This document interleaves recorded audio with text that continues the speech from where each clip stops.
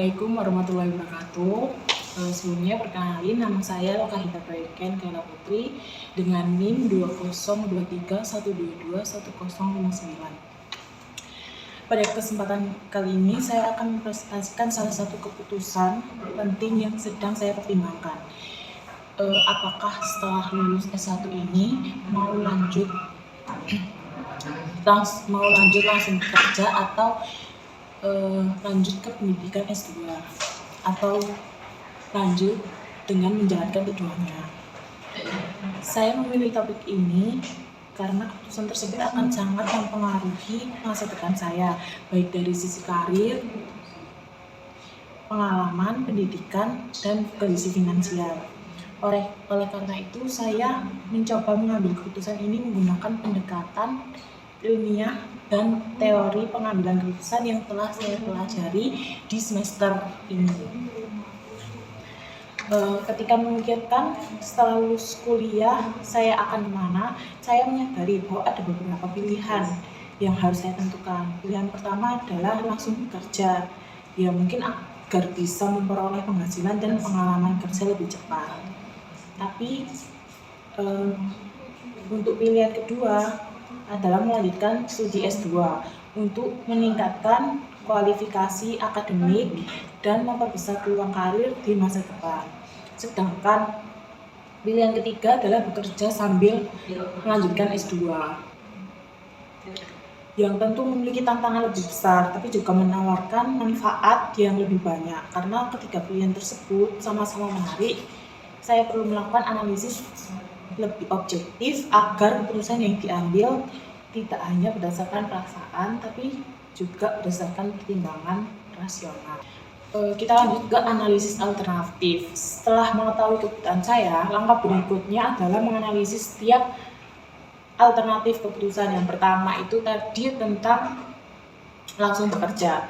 Jika saya memilih langsung bekerja, keuntungan yang paling jelas adalah saya bisa memperoleh penghasilan lebih cepat dan mulai mengumpulkan pengalaman kerja sejak dini. Namun, terdapat beberapa risiko. Dalam jangka panjang, karir saya yang berpotensi stagnan apabila tidak dibarengi dengan peningkatan pendidikan. Selain itu, beberapa posisi tertentu biasanya mensyaratkan pendidikan yang lebih tinggi.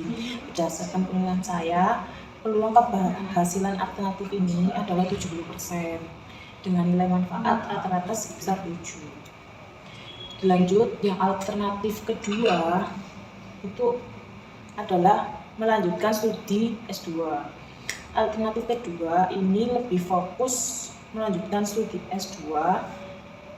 Memiliki keuntungan dari pilihan ini adalah meningkatnya kompetensi akademik dan peluang karir yang lebih baik di masa depan. Namun resikonya adalah saya belum memiliki penghasilan tetap dan harus menanggung biaya pendidikan yang cukup besar.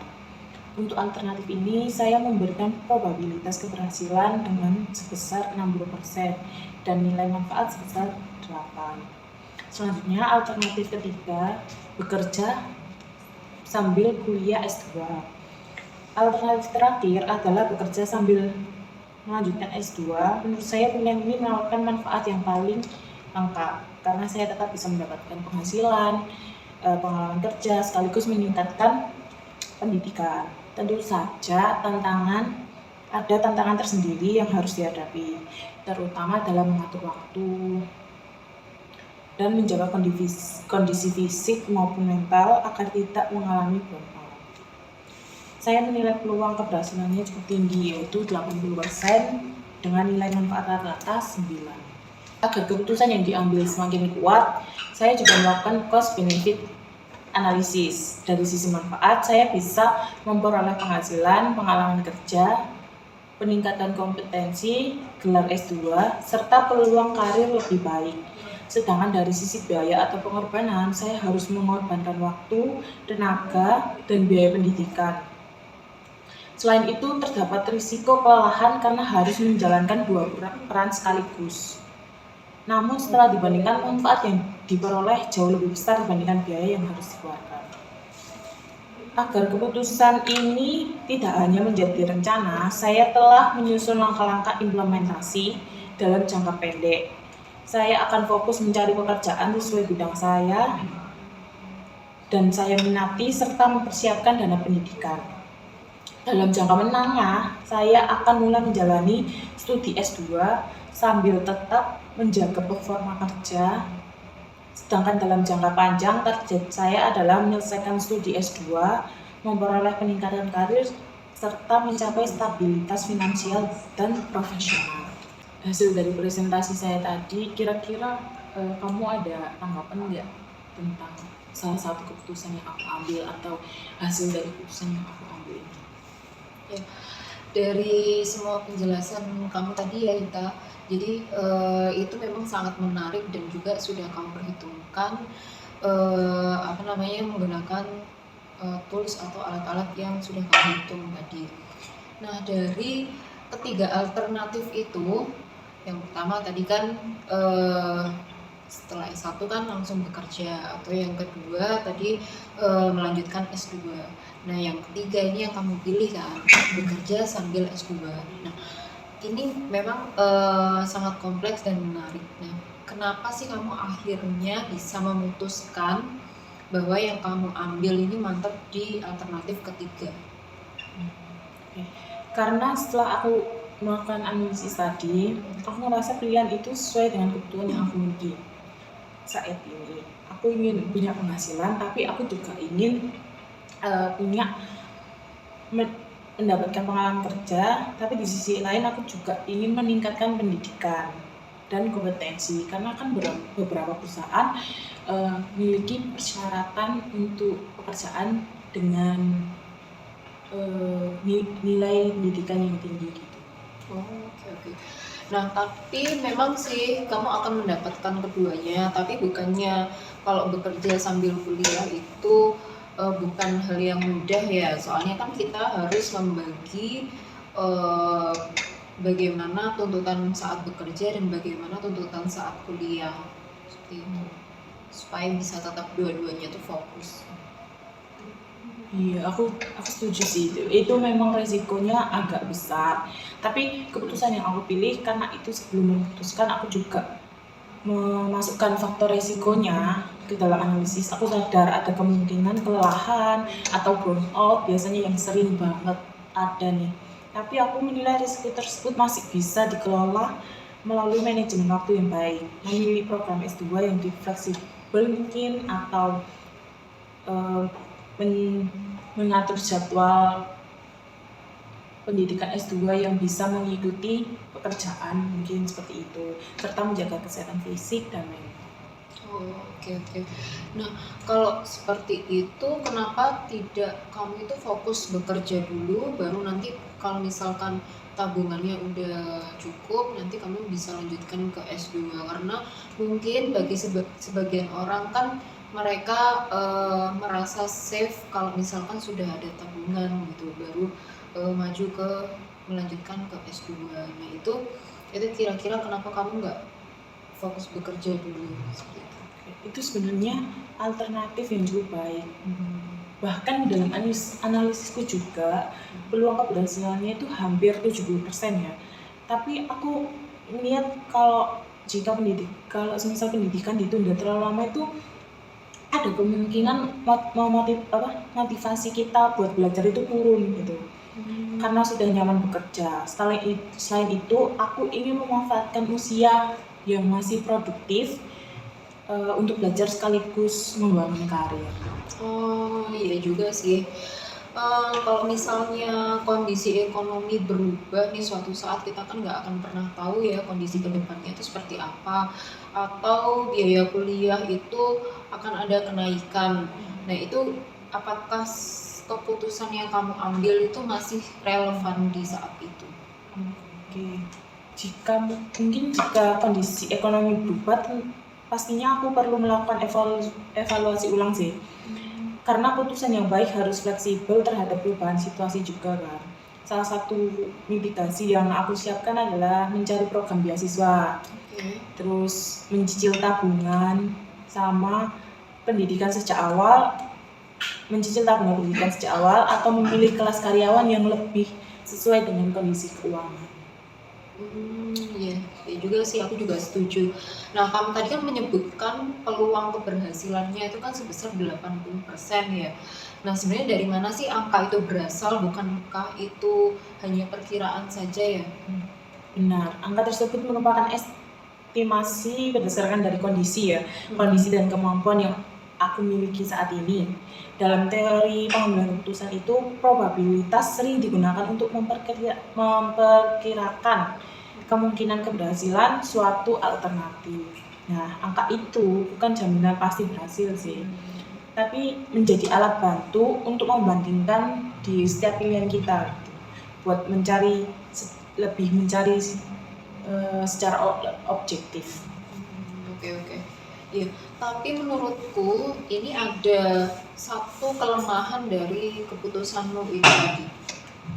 Oh iya, apa itu kira-kira? Nah, menurutku kamu itu terlalu fokus melihat manfaat jangka panjangnya sampai agak meremehkan tekanan yang akan kamu hadapi dalam jangka pendek. Pasti kan nanti kamu akan menemui juga. Nah, ini kamu juga perlu memperhatikan manfaat atau tekanan yang akan kamu hadapi di jangka pendek. Bekerja dan kuliah itu secara bersamaan bukan hanya soal membagi waktu saja sih, tapi juga soal menjaga juga menjaga konsistensi dari diri kami sendiri. Banyak orang semangat di awal, tapi ketika di tengah atau bahkan saat di akhir itu mereka mulai kehilangan fokus. Contohnya memang kita banyak yang menemui kasus-kasus kayak misalkan mahasiswa yang di tingkat akhir, yang di skripsi atau di tesis gitu tuh dia kehilangan motivasi, sudah tidak fokus karena hanya kurang satu mata kuliah skripsi atau tesis aja. Nah, itu kan sangat disayangkan kan sebenarnya. Kemudian tapi setelah beberapa mungkin kalau misalnya dia ketemu sama orang-orang yang juga ikut support dan lain sebagainya seperti itu. Nah, jadi menurutku tantangan terbesar itu bukan hanya di biaya atau waktu, tapi juga menjalankan komitmen sampai dengan akhir. Aku setuju juga sih dengan itu. Mungkin setelah dengar pendapat dari Mbak Intan ya, aku sadar bahwa komitmen menjadi faktor utama juga ya, karena itu perlu membuat target yang realistis juga, bukan hanya target yang ideal. Aku juga harusnya memiliki sistem evaluasi rutin agar bisa melihat apakah aku masih mampu nih menjalankan keduanya, atau aku perlu bagaimana untuk menindaklanjuti agar motivasi belajar ini nggak turun di tengah jalan itu, dan menjaga konsistensi agar lebih berkomitmen dalam menjalankan keduanya itu. Bagus. Jadi ini kamu juga tambahkan ya tadi di dalam jangka pendeknya supaya kamu nanti bisa konsisten sampai akhir ya. Iya. Nah, ada lagi nih, bagaimana kalau misalkan ternyata pekerjaanmu nanti itu sangat menyita waktu dan juga membuat dampak di nilai kuliahmu itu menjadi menurun, itu bagaimana itu? Kalau itu terjadi sih, aku harus melakukan evaluasi prioritas ya. Salah satu prinsip dalam pengambilan keputusan biasanya adalah keputusan tidak bersifat permanen dan bisa disesuaikan dengan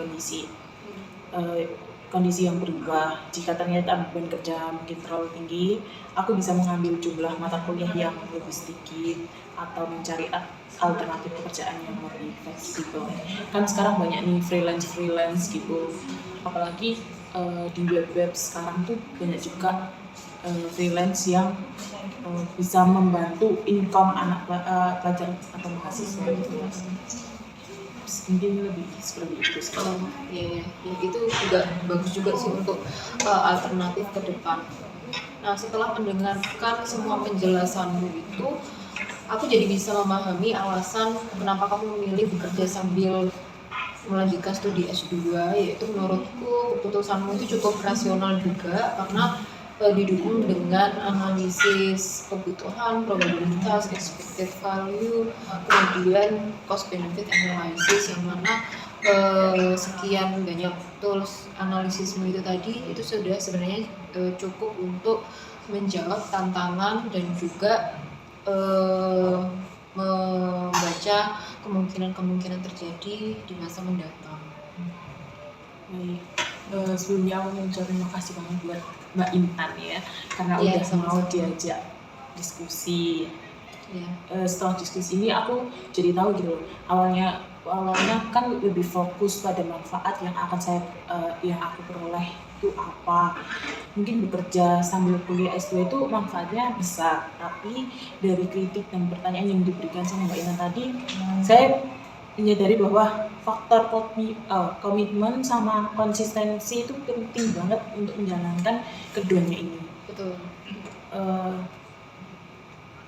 Diskusi ini tidak mengubah keputusan saya yang saya pilih, tapi membantu saya melihat kelemahan dari keputusan tersebut, sehingga saya bisa menyiapkan strategi mitigasi yang lebih baik gitu.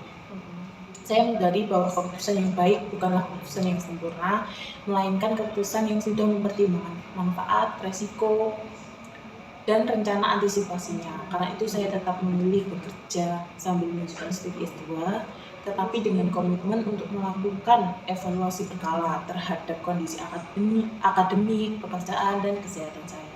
Sebenarnya saya mengucapkan makasih banget. Ya, sama-sama loh Kak Gita, semoga sukses ke depannya ya.